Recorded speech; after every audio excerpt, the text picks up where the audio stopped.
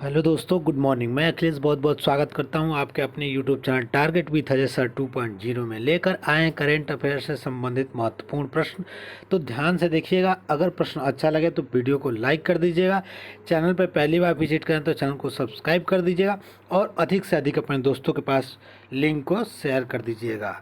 तो चलिए फिर शुरू करते हैं बिना किसी देरी के 5 मार्च के महत्वपूर्ण करेंट अफेयर्स के प्रश्न, जो कि आपके लिए किसी भी एग्ज़ाम के लिए महत्वपूर्ण हो सकता है। तो आज का पहला प्रश्न है, एडवर्ड हेगर किस देश के नए प्रधानमंत्री बने हैं? प्रश्न नंबर 1 है, एडवर्ड हेगर किस देश के नए प्रधानमंत्री बने हैं? तो इसका सही आंसर हो जाएगा ऑप्शन नंबर ए, येलोवास्किया।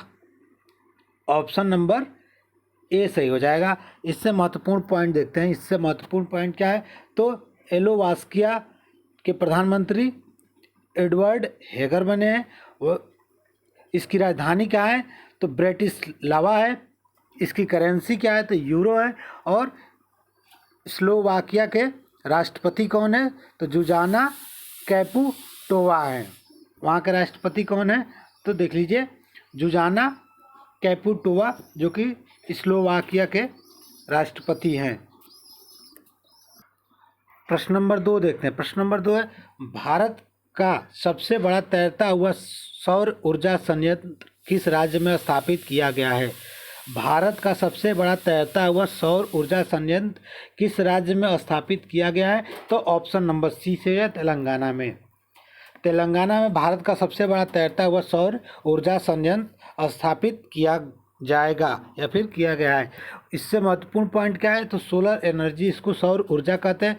सौर ऊर्जा क्या है? तो जो सीधे सौर से मतलब सूर्य से प्राप्त की जाती है उसे सौर ऊर्जा कहते हैं। और सौर ऊर्जा पूरी तरह से प्रदूषण रहित होता है, जो कि पर्यावरण के लिए उत्तम है। ये सौर ऊर्जा के बारे में आप जानते होंगे। लेकिन अगला इम्पोर्टेंट पॉइंट क्या है? तो तेलंगाना के रामागुंडम में 100 मेगावाट की क्षमता वाला भारत का सबसे बड़ा तैरता हुआ सौर ऊर्जा संयंत्र स्थापित किया जाएगा। उद्देश्य इसका क्या है? तो फ्लोटिंग सौर ऊर्जा संयंत्र को स्थापित करने का मतलब तैरता हुआ सौर ऊर्जा संयंत्र का स्थापित करने का उद्देश्य है कार्बन फुटप्रिंट्स को कम करना और हरित ऊर्जा उत्पादन में तेजी लगाना। ये इसका मुख्य उद्देश्य है। चलिए अगला प्रश्न देखते हैं। प्रश्न नंबर 3,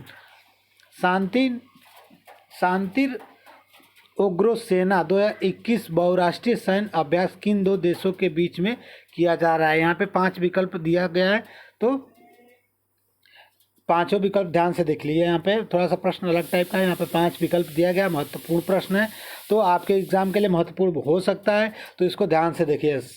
शांतिर उग्र सेना 2021 बहुराष्ट्रीय सैन्य अभ्यास किन देशों के बीच में शुरू हुआ है? यहाँ पे देखिए, बहुराष्ट्रीय सैन्य अभ्यास है। अभी तक आपने देखा था कि 2 राष्ट्रों के बीच में सैन्य अभ्यास होता था। यहाँ पे बहुराष्ट्रीय सैन्य अभ्यास शुरू हुआ है।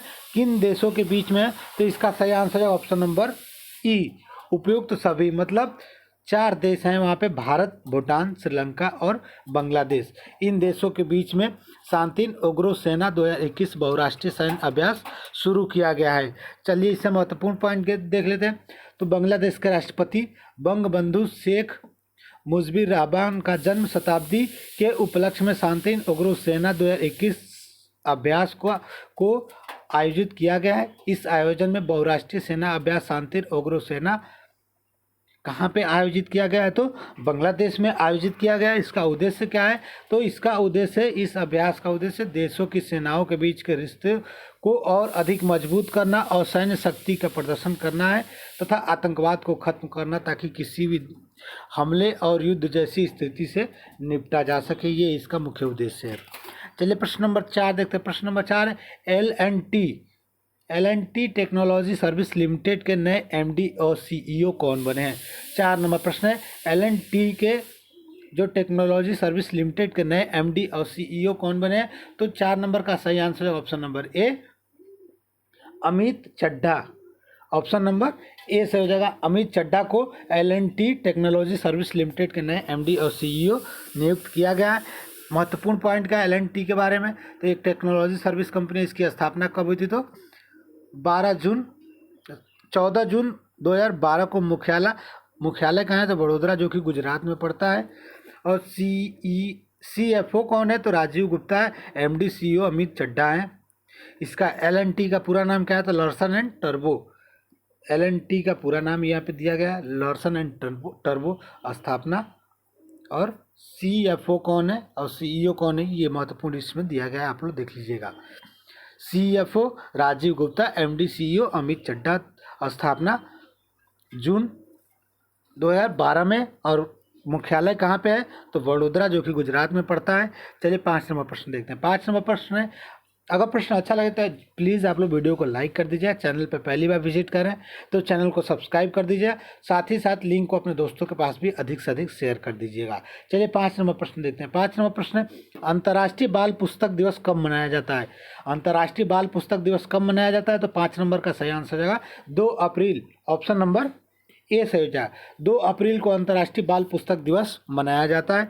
इससे महत्वपूर्ण पॉइंट क्या है? तो अंतर्राष्ट्रीय बाल पुस्तक दिवस का आयोजन अंतर्राष्ट्रीय गैर लाभकारी संगठन international board on books for young people द्वारा आयोजित किया जाता है। इसका उद्देश्य अंतर्राष्ट्रीय बाल पुस्तक डेनिश लेखक कवि हंस क्रिश्चियन एंडरसन के 2 अप्रैल को जो जन्म दिवस था उसके उपलक्ष्य में यह उद्देश्य मनाया जाता है। इस दिन बच्चों को किताब पढ़ने के प्रति प्रेरित करना और किताबों से बढ़ती दूरियों को, बच्चे से जो दूरी बढ़ रही है उसको कम करना इसका मुख्य उद्देश्य है। अंतर्राष्ट्रीय बाल पुस्तक दिवस 2021 का थीम क्या था?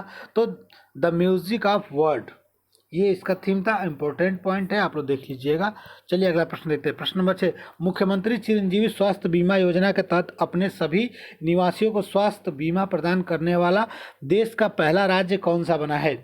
मुख्यमंत्री चिरंजीवी स्वास्थ्य बीमा योजना किस राज्य में चल रहा है और वह कौन सा राज्य है जो अपने निवासियों के, मतलब सभी निवासियों के स्वास्थ्य बीमा प्रदान करने वाला देश का पहला राज्य बना है? तो 6 नंबर का सही आंसर है option number B, Rajasthan. Rajasthan ऐसा पहला राज्य देश का बना है, भारत का ऐसा पहला राज्य बना है जो अपने राज्य के सभी निवासियों को स्वास्थ्य बीमा प्रदान कर रहा है। उस योजना का क्या नाम है? तो मुख्यमंत्री चिरंजीवी स्वास्थ्य बीमा योजना। चलिए इससे महत्वपूर्ण पॉइंट क्या है? तो राजस्थान सरकार ने मुख्यमंत्री चिरंजीवी बीमा योजना के लिए पंजीकरण शुरू कर दिया है और इस योजना की घोषणा राज्य सरकार ने बजट 2021-20 में की थी।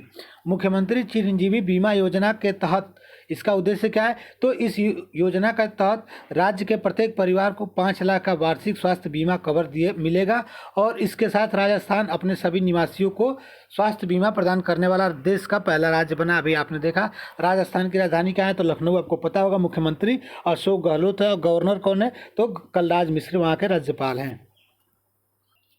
राजस्थान की राजधानी क्या है? तो जयपुर है। मुख्यमंत्री अशोक गहलोत जो कि कांग्रेस पार्टी से, और राजस्थान के गवर्नर कौन है वर्तमान में? तो कलराज मिश्र है। चलिए अगला प्रश्न देखते हैं। प्रश्न नंबर 7, पुरुष मुक्केबाजी विश्व कप चैंपियन 2023 की मेजबानी कौन सा देश करेगा? इसके पहले भी ये प्रश्न आपको देखने को मिला था कि पुरुष मुक्केबाजी विश्व कप चैंपियन 2023 का मेजबानी कौन सा देश करेगा? तो 7 नंबर का सही आंसर है option number D, Uzbekistan. Option number D सही होगा। इससे महत्वपूर्ण पॉइंट देख लेते हैं। इससे महत्वपूर्ण पॉइंट क्या है? तो आयोजन 2023 में पुरुष मुक्केबाजी विश्व चैंपियनशिप का उज्बेकिस्तान की राजधानी ताशकंद में किया जाएगा।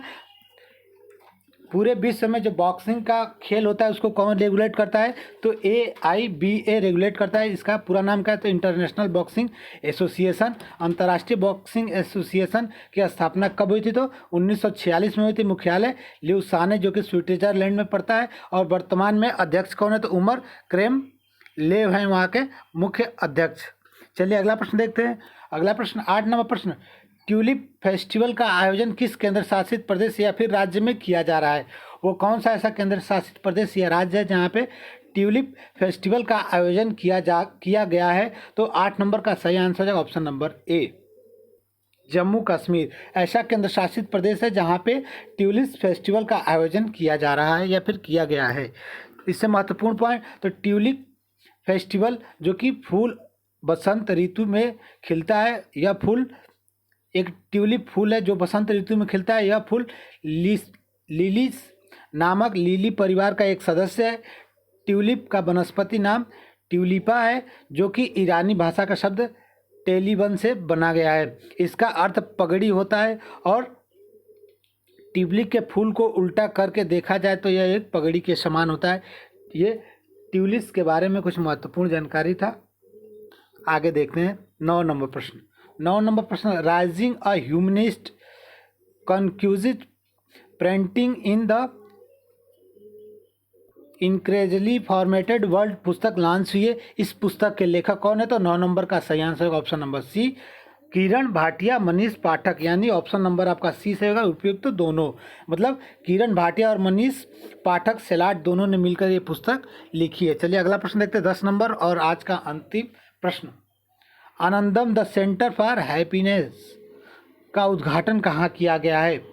आनंदम द सेंटर फॉर हैप्पीनेस का उद्घाटन कहाँ पे किया गया है? तो 10 नंबर का सही आंसर हो जाएगा IIM जम्मू में, ऑप्शन नंबर ए सही हो जाएगा। आनंदम द सेंटर फॉर हैप्पीनेस का उद्घाटन IIM जम्मू में किया गया है। इससे महत्वपूर्ण पॉइंट क्या है? तो महत्वपूर्ण point IIM 74 Indian institute for management जो कि जम्मू में है, जम्मू वाले ब्रांच में किया गया है। केंद्रीय शिक्षा मंत्री रमेश पोखरियाल निशंक ने भारतीय प्रबंधन संस्थान मतलब IIM जम्मू कश्मीर में आनंदम द सेंटर फॉर हैप्पीनेस का वर्चुअल उद्घाटन किया है। यह केंद्र लोगों को मानसिक तनाव को फैलने में, जो तनाव फैलना है उससे मदद करेगा, उसे दूर करने के लिए तथा सकारात्मकता प्रदान करेगा। इसके लिए आनंदम द सेंटर फॉर हैप्पीनेस का वर्चुअल उद्घाटन किया गया है केंद्रीय शिक्षा मंत्री रमेश पोखरियाल निशंक के द्वारा, जो कि IIM जम्मू में स्थित है। चलिए ये थे करंट अफेयर से संबंधित महत्वपूर्ण प्रश्न। उम्मीद करते हैं प्रश्न अच्छा लगा होगा। प्रश्न अच्छा लगे तो वीडियो को लाइक कर दीजिए। चैनल पर पहली बार विजिट करें तो चैनल को सब्सक्राइब कर दीजिए। आपका अपना YouTube channel target with Ajay sir 2.0। अगर आप टेलीग्राम चैनल से नहीं जुड़े हैं तो सर्च करके टेलीग्राम चैनल से जुड़ सकते हैं। टेलीग्राम चैनल का नाम है टारगेट विथ अजय सर और डिस्क्रिप्शन में लिंक दिया गया है, वहाँ से भी आप हमारे टेलीग्राम चैनल ज्वाइन कर सकते हैं। Thank you for watching, thank you so much, have a good day, thank you.